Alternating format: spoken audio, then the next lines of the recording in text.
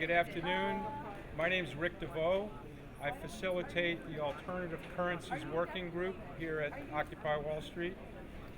I've been a resident occupant for 3 weeks now, came in the second week. Folks are coming out of their private lives and going public, listening to one another, talking to one another about why the system is dysfunctional, why it doesn't work for us, and what we can do about it, what new systems we can put in place. So our first speaker today is Charles Eisenstein, author of Sacred Economics. Again, Charles Eisenstein, author of Sacred Economics. Maybe I'll give kind of a big picture view of why money does the things it does today. People understand that the financial crisis isn't like just some little thing that can be fixed. And I think the Occupy movement kind of understands this, which is one reason why they're not putting, maybe there are demands. There's a whole thing about, are there demands? Should there be demands? But it's clear that demands aren't front and center. People didn't come here to issue demands or to fight for certain demands. I think on some level, we understand that the changes that need to happen are so deep that we can't even necessarily articulate them in the form of demands. I wrote a book called Sacred Economics, which already is kind of a contradiction in terms, because a sacred person or a holy person usually doesn't have anything to do, traditionally, doesn't have anything to do with money. That's a realm that you stay away from if you're a holy man. And money is certainly the opposite of anything that we would consider sacred. And you experience this on a personal level. Often, like, the most beautiful things that you want to do in life, the things that really make your heart sing, the things that help the planet, the things that help other people. Money is not your ally in doing those things. Rather, you have to fight this force of money and this voice of, can I really afford to do this? Can I afford the time? Can I afford the money? Can I major, if I'm a college student, can I major in something that's not practical? The money isn't in the kinds of activities that speak to our hearts and make us come alive. But it's in the things that we don't really want to do very much. And on a systemic level also, if you wanted to reform, say, the prison system, or you want to protect a rainforest from being destroyed, money's not your ally. In fact, probably somebody is making money from the very thing that you're trying to stop. But why should that be? Why should money be the enemy of all the beautiful things we want to do on Earth? There's an answer to that. And the answer isn't greed. It isn't that money is the emanation of this bad thing inside ourselves. And if we could only conquer greed or conquer the greedy people, then everything would be fine. So anyway, this question has an answer. The question of why is money the way it is today? It has an answer, and it's not greed, but it has to do with the way that money is created and the way money circulates in our economy. Money is nothing but an agreement. The kind of agreements that we build around money determine what money does to the world and what money does to us. Money is created through debt today. It's, as most people know now, it's lent into existence by banks, starting with the Federal Reserve, which buys securities on the open market. And when it does that, it doesn't take money from somewhere else and buy the securities, but it creates new money out of thin air. So anytime money comes into existence, it corresponds to debt, the security that it purchases. The Federal Reserve might buy a bond or something like that, and at some point, the bond needs to be redeemed, and the bond, because it carries interest, needs to be redeemed for more than the amount of money that was created. And when a bank makes a loan, it's the same thing. The bank lends you maybe $1 million, and in 5 or 10 years, over time, you have to pay that back plus interest. And there's no other way that money is created. All money comes into existence this way, as debt. with interest. And so that means at any moment, there's always more debt than there is money. There's never enough money. And that already throws us into competition with each other for never enough money. The only way that the debts can ever be paid is if new money is created to pay them, which is what happens in a growing economy. New money is created, but even more debt is created after that. So the amount of money in circulation has to, over time, grow and grow and grow exponentially. And the corresponding to that, the realm of goods and services has to grow as well.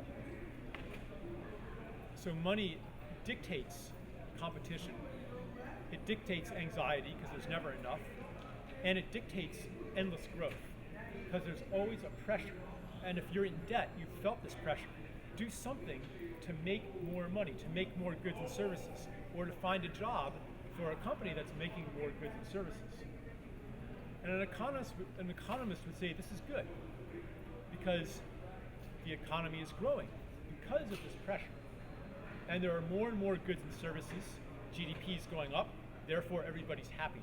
According to an economist, if mom stops cooking dinner and buys food at the supermarket deli and pays for food preparation, rather than doing it as a gift to the family, then GDP has gone up and society is wealthier.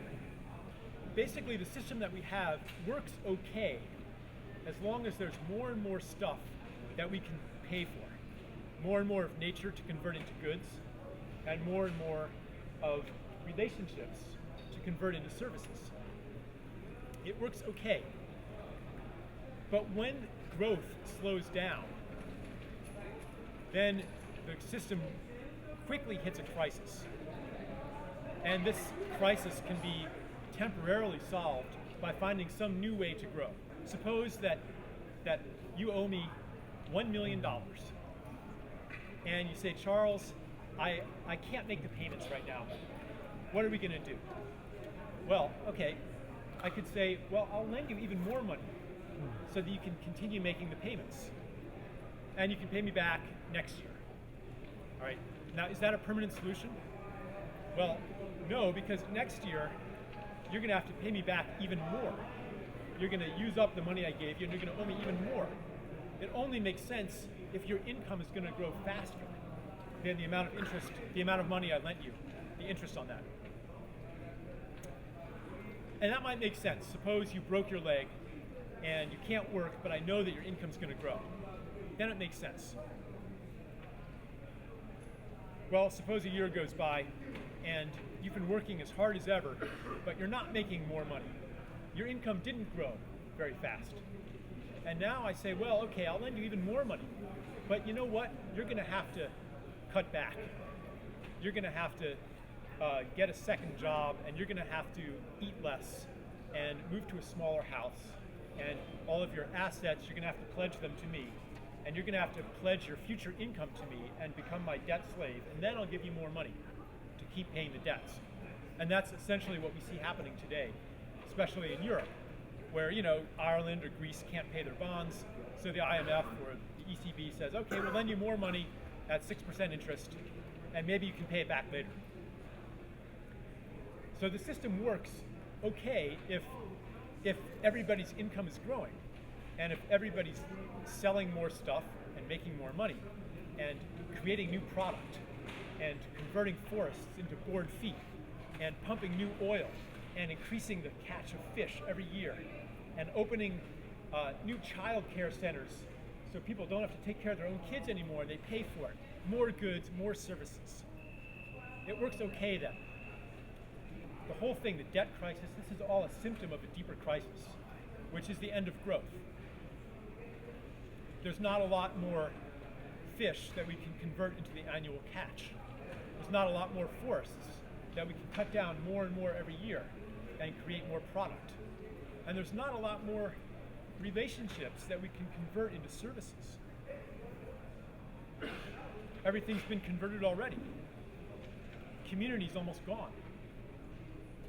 Community only happens when people have gifts to offer each other. But if all transactions are financial, if you pay for everything, then you have no community.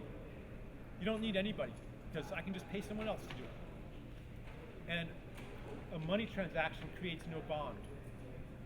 Gift transactions do. If I give you a gift, then you feel gratitude toward me or toward the community. And we have a tie and we need each other, but not with money.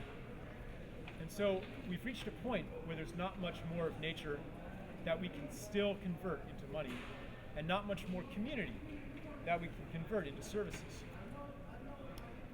Therefore, to keep the debts growing, we have to take more and more of what people already have. And that's what we're seeing today, and that can't last forever either. So we're facing a crisis. Now, the politicians don't understand this, and they think, well, we just have to get economic growth started again. We have to increase demand, increase consumption, increase investment, more jobs, more factories, more employment, more things that people are paying us to do. And I think it's really relevant, very significant, that at Occupy Wall Street, the demand isn't for, we want more jobs. We want more production. We want to cut down more forests and increase economic growth. People here are not striving. They won't be happy. We won't be happy if more jobs building McMansions are made available, or more jobs fracking, getting more natural gas out of the ground. In a way, the conservatives are right. These things do help economic growth. Is that what our planet needs right now? And is that what we really want to do? So we have two shifts happening at the same time. One is an internal shift where we no longer aspire to this life of financial independence where we don't need anything and we want to live in our own castle on top of a pile of stuff. And the other shift is an ecological shift where the planet can no longer sustain this growth. So we're stuck with a money system that is based in an old world, in a world that works for nobody.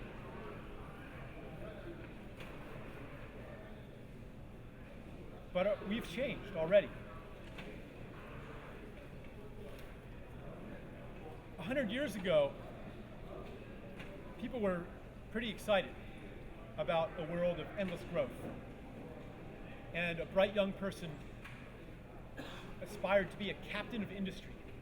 And if you invented a way to mine stuff out of the ground faster or cut down the trees more efficiently, you were a hero. You didn't have to apologize for it. That was great, and everybody wanted to do that.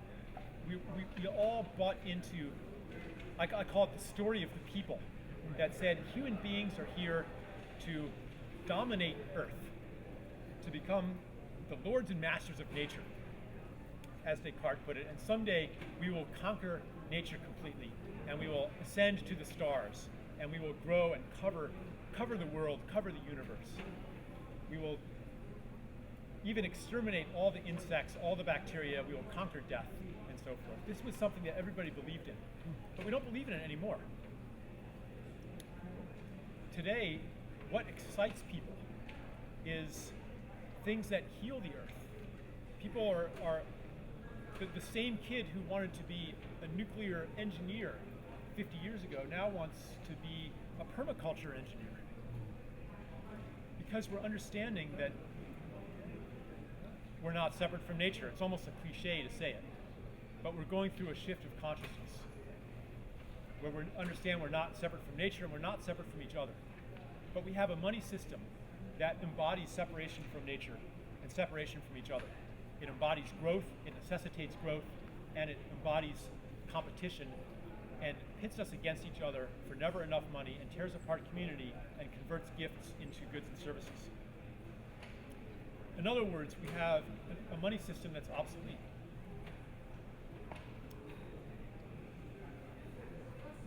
Obsolete. What would money look like if it embodied the things that are becoming true for us now? So today, a head of lettuce from California is cheaper than one grown on Long Island. to buy in New York City. Why is that? Well, it's because that head of lettuce, it doesn't include the cost of all the pollution that's created by shipping it across country. The ecological costs are not part of that price. That price is borne by future generations or by the people downwind. It doesn't include the cost of maintaining the highway infrastructure. It doesn't include the cost of fighting wars to keep that oil flowing. If a head of lettuce from California embodied its true costs, it would be really expensive. And we wouldn't do that anymore. We would eat local food. Now there are lots of ways to change money so that it includes, so that the prices of things include all of the costs to the environment. For example, there's various kinds of pollution taxes that say, okay, yeah, you can pollute, you can put sulfur dioxide into the atmosphere, but it's going to cost you $1 million a ton. If you're a brilliant inventor, today there's no incentive to come up with that invention that cuts pollution by 90%. But if it costs $1 million a ton, and so money becomes aligned with the world that we want to create. So many of our problems are caused because money bears interest. That it comes into being as interest-bearing debt, putting us all into competition with each other, and rewarding those who have the most. It rewards accumulation. Well, what would happen if money had negative interest? So that if you kept it, it would become less and less valuable. And the only way that you could save money would be to let other people use it and then give it back to you when they're done with it. It's called a zero interest loan. And this is how, it's not really so far-fetched. Systems like this have been tried out and worked really well during the Great Depression. So say I had 50 loaves of bread right now. In 2 days, they're going to be stale, and I can't eat them all. So if I hold them and I say I'm not going to give any to anybody, then in 2 days I'm going to be sitting on top of a pile of stale bread, and I won't have any friends. But if I say, everybody here, I'm going to give you a fresh loaf of bread, and whenever you have more bread than you need, you can give it back to me. You can give me a fresh loaf of bread. You owe me one fresh loaf. I give you one, you owe me one. I don't have the leverage to say, I'm only going to give you one if you give me even more back. That's an interest-bearing loan. If the bread goes stale, I don't have that leverage. So I lend you all loaves of bread, and now you all feel gratitude towards me, or you owe me one, and I have security. My security, my status, and my wealth come from my generosity. That's how hunter-gatherer societies worked. That's how peasant villages worked. The richest person wasn't the person who controlled the most. In a gift society, that's the way it works. Security comes from your community. I write about a hunter-gatherer who was interviewed by an anthropologist, and the anthropologist said, why don't you, when you kill big game, why don't you dry the meat and store it so you can have plenty to eat for the next month?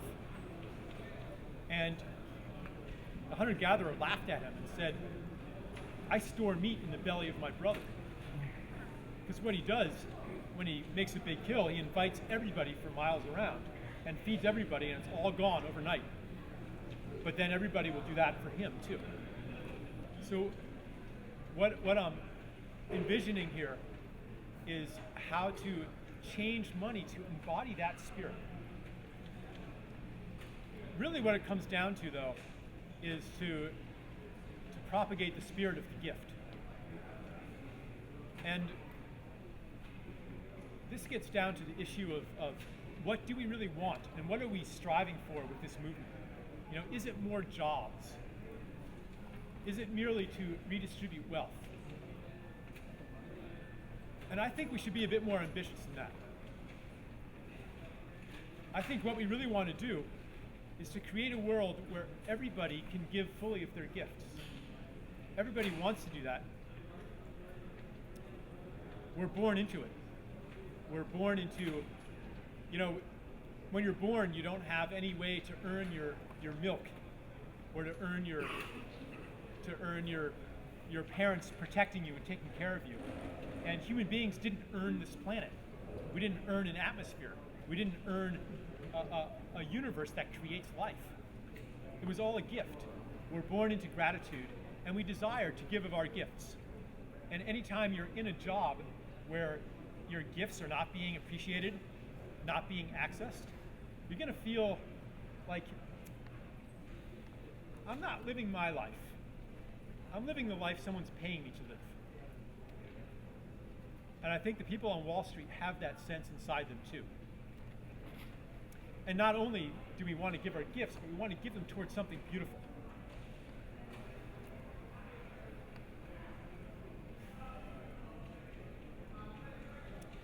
Well, I want to just kind of put this movement into a big perspective.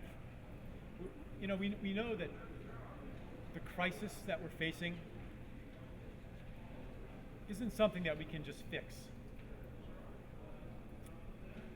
But it's a change in really what it is to be human.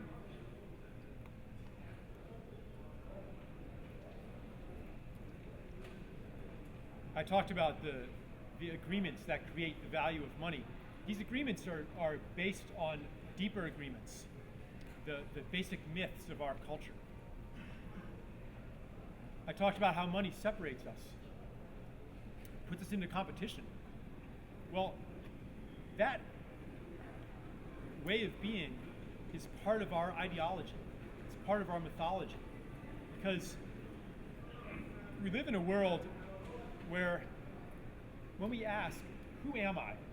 What am I? The answer that science has given us and the answer that religion has given us is that you are this separate being. You are a soul encased in flesh, or a bubble of psychology walking around inside of a flesh robot. Or you are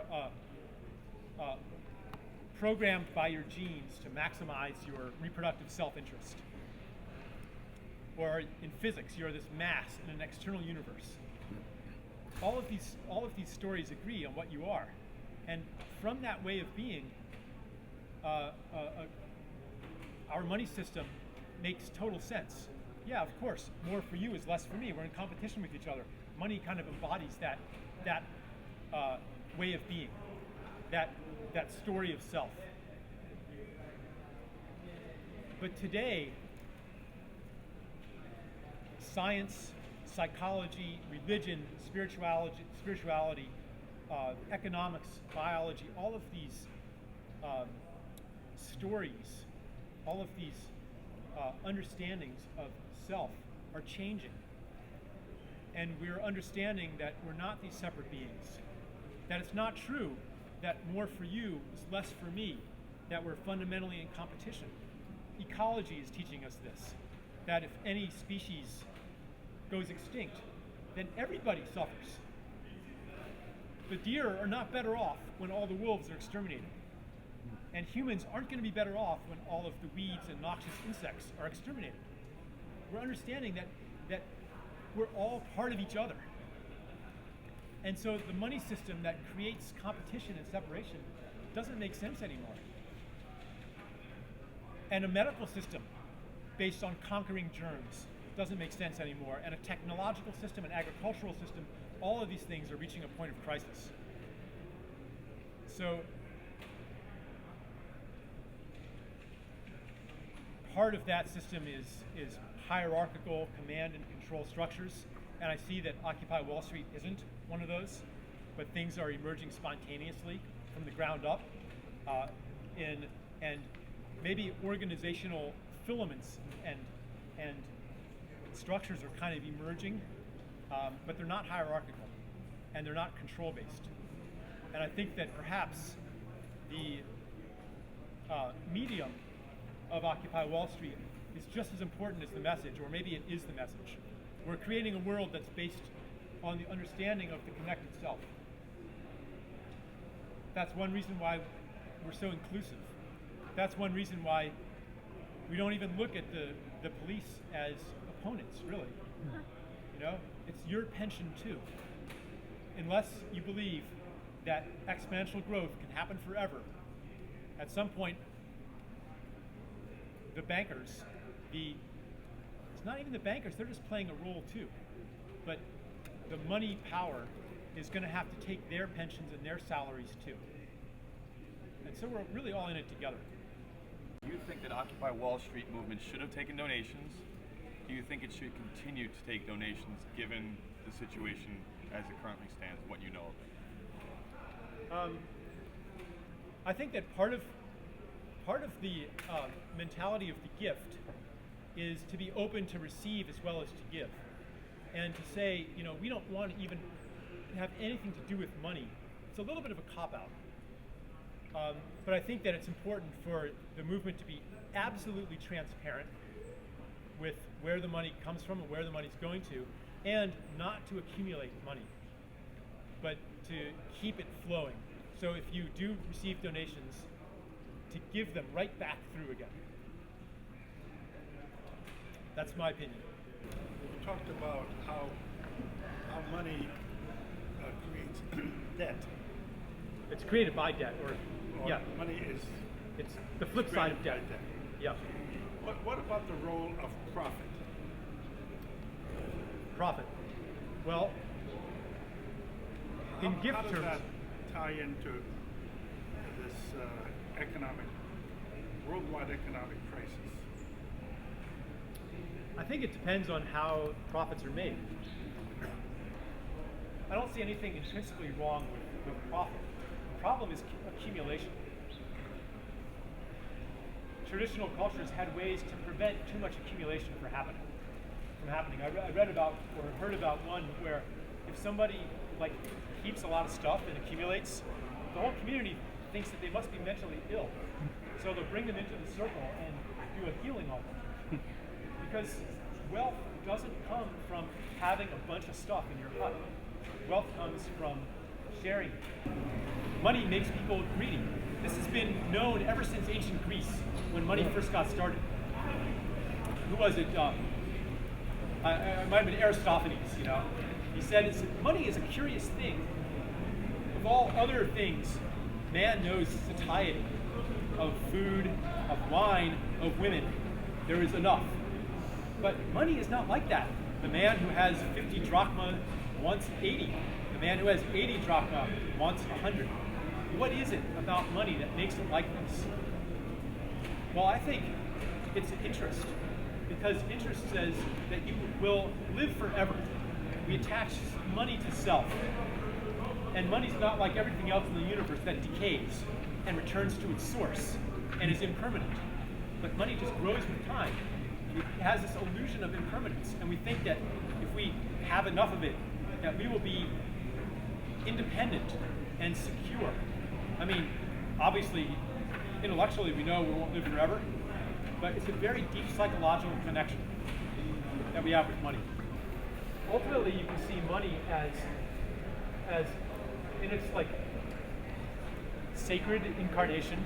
Money is a token of gratitude, and it's a signal that society says, what do we want you to do right now? Where do we think that the most important application of your gifts is? Just like a body has, the cells have signaling molecules that they put out and they call for resources. The body of society needs some way to direct gifts toward the needs that need to be met. I think really, you know, if someone's making a lot of profit, bringing in a lot of wealth and circulating it, then it's to the benefit of everybody. If I live in a hunter-gatherer tribe and there's an awesome hunter in the tribe, that's to my benefit too. Because if someone has more than they can use, they give it to those who need it. If you have a negative interest currency system, it's the same way. If you have more than you can use, you have a built-in incentive to circulate the money. Today, the banking system's not working because if you have, say you're a bank and you have $1 billion in reserves in the Federal Reserve, you can park it there and actually get interest on it, or put it into treasury bonds and get 2 or 3% interest, rather than lending it out into the economy, where the economy's not growing. There's no lending opportunities. No one's going to be able to pay you back. The marginal efficiency of capital is 0 or less.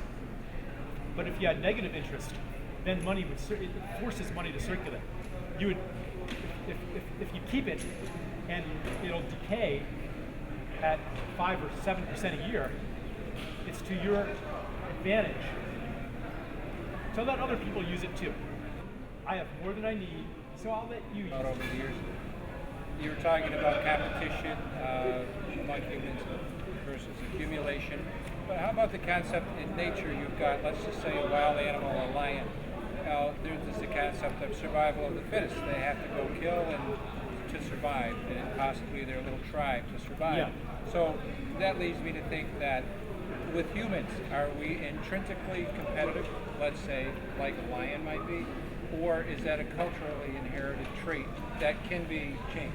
Yeah, so the question was, are human beings, like lions, intrinsically competitive? I'm not saying that there's no such thing as competition or that competition's always bad. I think that it has its proper domain, but that it's taken over, in our society, it's taken over every domain. As far as nature goes, we've lived in an ideology of competition, and in a world where competition rules. And I think that we've actually projected that onto nature. But when we see nature as fundamentally competitive, red in tooth and claw, we're seeing our own image. We're seeing our own projection.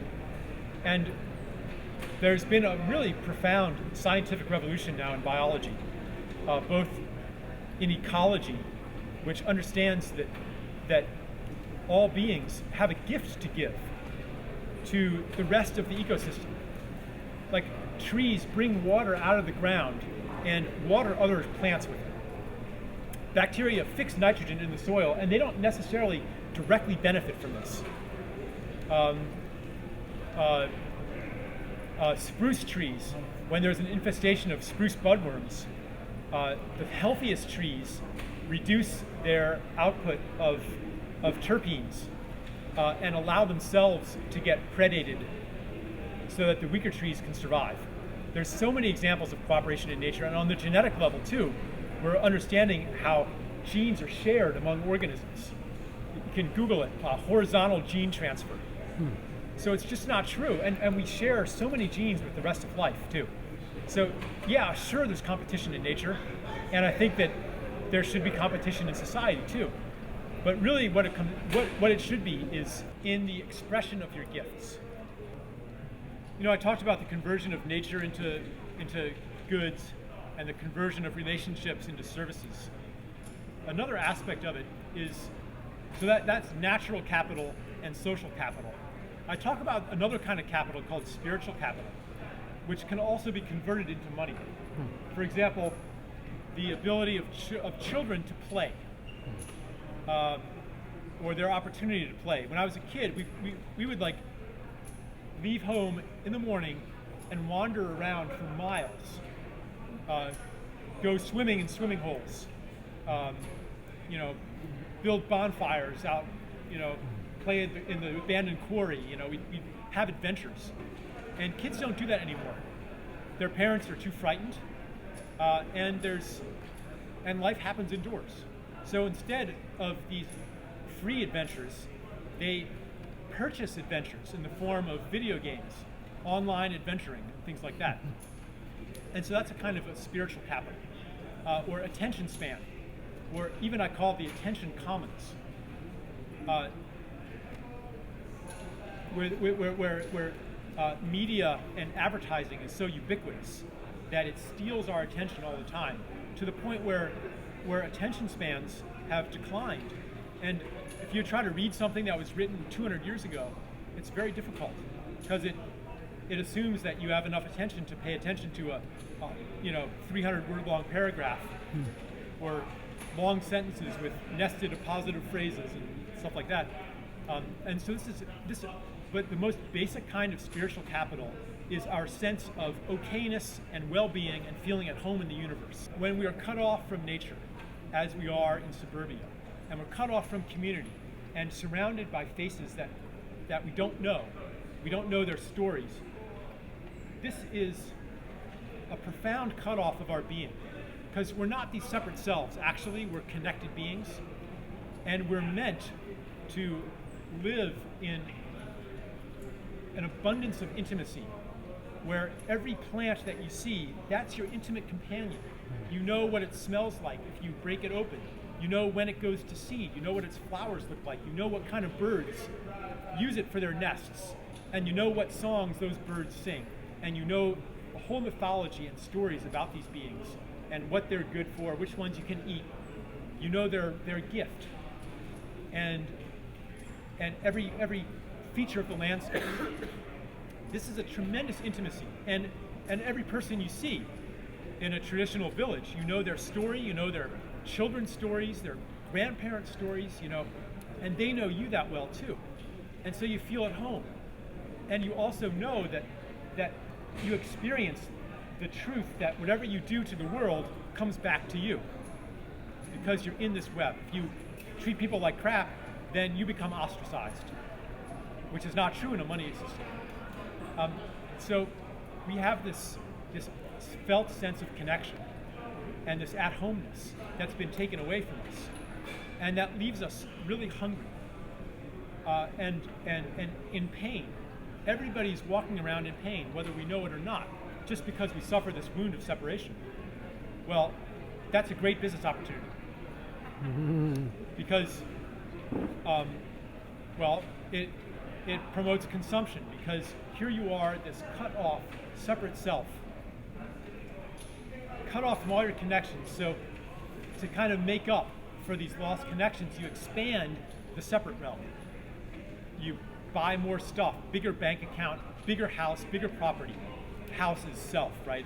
It's an extension of self. You make the separate self bigger. You try to get the biggest ranch in Texas, and the biggest mansion, 90,000 square feet. But no matter how much you get, that's still less than the infinity of the connected self. The owner of the biggest ranch in Texas has less space to roam than indigenous, penniless hunter-gatherer. So you can never reach infinity by expanding the finite self. So that's why the man who has 80 drachma wants 100. There's never enough. Literally never enough. Secondly, the pain of this cutoff makes us hungry for anything that will assuage the pain, to numb the pain temporarily, like drugs. Because it makes you feel okay for just a second. We have to solve this problem collectively. That's another step that we have to recognize, as an alcoholic recognize it, that we need a power outside of ourselves. And that power, I believe, is us. How do we get there from here without some horrible disruption in the life of everybody in nature and everything else, because of where we're at, where we need to go? It's like this. All right, good. How do we get there from here without a horrible disruption? Is the question. I think that there is going to be a disruption. The kind of change that humanity is going through doesn't come without the old world falling apart. Like in my life, no real change ever happens without my world falling apart either. That's the way that birth happens. That's the way that transition happens.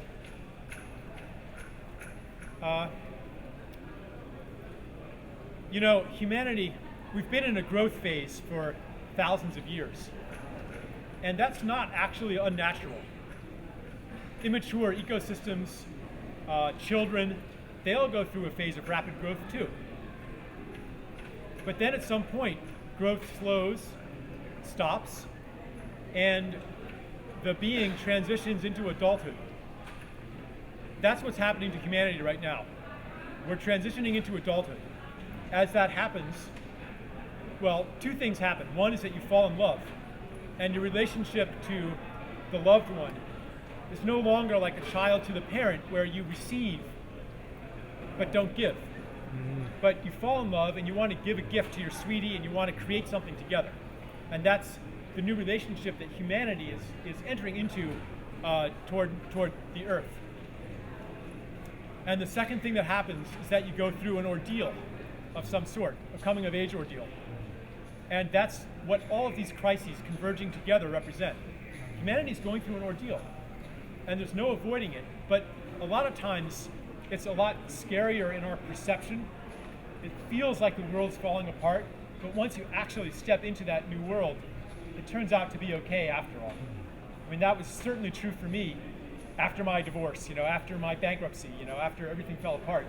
Like, the thing that I was terrified of ended up, I mean, there maybe were some hardships, but it ended up to be okay. And I think that we can hold the same thing for humanity.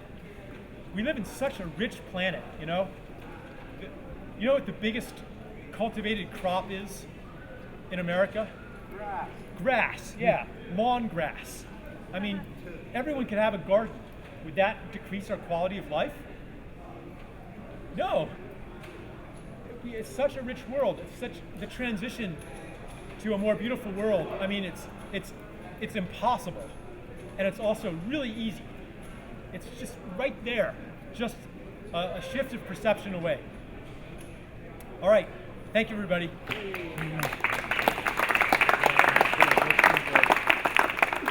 Charles Eisenstein, author of Sacred Economics.